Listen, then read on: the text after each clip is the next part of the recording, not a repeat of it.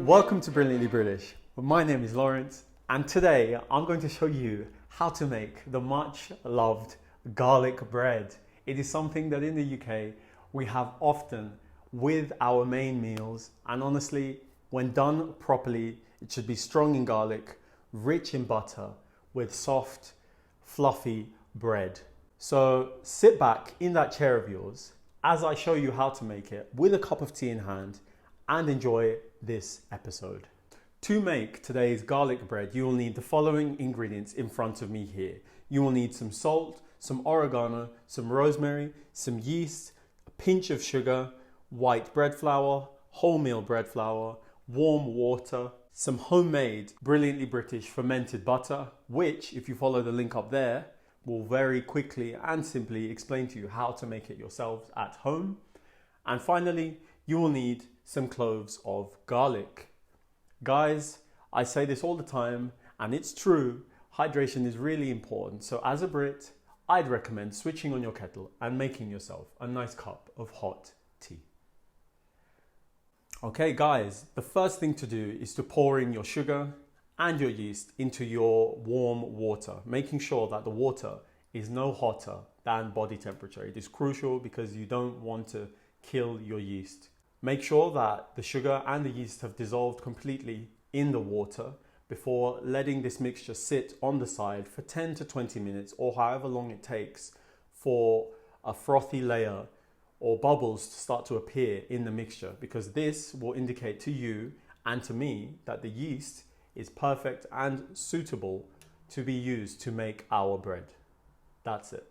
Whilst the yeast blooms, I think the best thing to do with the free time that we have is to prepare the dry ingredients of the bread. So first I will pour into this larger bowl some white flour. Then I will pour in the wholemeal flour, following that with the herbs, and then with a pinch of salt. And then I'll give all of that a mix. Okay, dry ingredients made. I'm going to put this to one side and then crack on with the making of our garlic butter. Okay, to get ourselves started with making the garlic butter, I'm first going to peel some cloves of garlic and then, in as immature a way as possible, throw it into my blender. With the garlic in the blender, now we're going to follow that with the adding of the soft room temperature butter.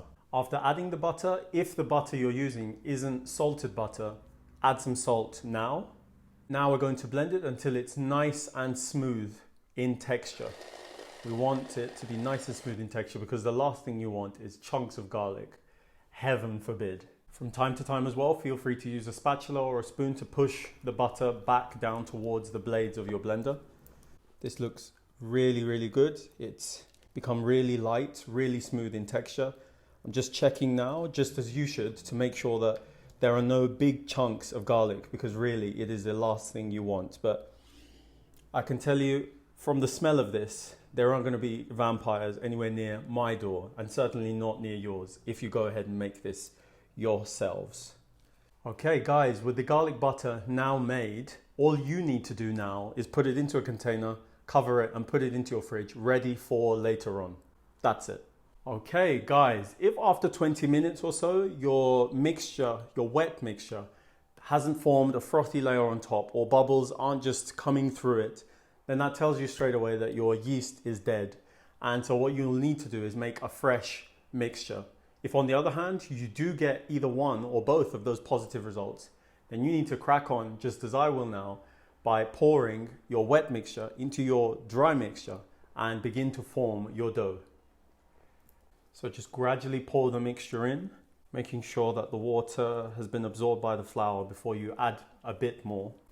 Now what you should end up with is a nice shaggy dough mixture like this, which pretty much means that the dough hasn't been properly and thoroughly mixed together. Stop at this point and allow your dough to rest for about 10 to 15 minutes, giving the flour a chance to absorb the moisture. Okay guys, we have allowed the dough to rest. The flour should now have absorbed the majority of the moisture. Now what we need to do is knead this to properly mix all of the components of this dough together and to develop some gluten. As you can see, I'm just folding the dough over itself. And the reason I'm doing it in this bowl is because the dough is particularly sticky. After a few minutes, I'm going to switch over and use my hands. I'm just going to pull it like this, fold it over, pull it like this, up, fold it over, each time turning 90 degrees, like so. And what you'll notice is that this should get harder and harder to do as you keep repeating this process. It's been 10 minutes and now we're going to turn this out onto a lightly floured surface. Okay, with the dough now turned out on this lightly floured surface, I'm just going to fold in the sides, as you can see here. Don't be worried about the fact that the dough might be a bit sticky. Just use up the little flour that you have on the surface. And then what we want to do is form this dough into a ball. You do that by keeping your hands in contact with the surface, cupping them around the dough, and then just rotating like so.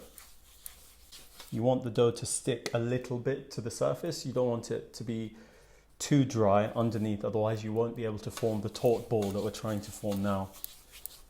So just continue with that, like so.